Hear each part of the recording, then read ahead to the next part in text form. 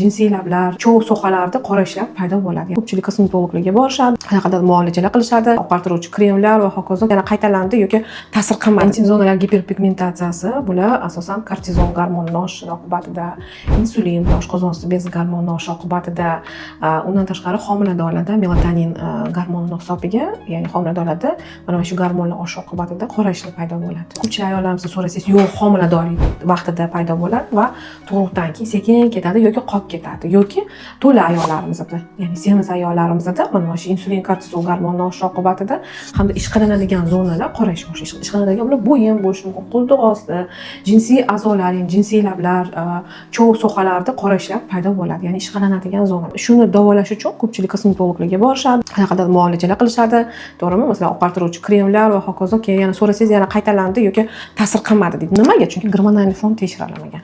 Balki qanaqadir vitaminlar yetishmasligi bo'lgan. Intim zonalarning qorayishini davolashda birinchi navbatda ayol ichidan boshlash kerak, ya'ni organizm ichidan sababini tekshirish kerak. O'sha kerakli gormonlargami, ichak faoliyatini tekshirish kerakmi va hokazolarni tekshirilgan holatda agar to'g'ri davolansa hamda ayol agar to'la bo'lsa, sal ozishga harakat qilsa, o'z-o'zidan mana shu sohalar qorayishi yo'qoladi.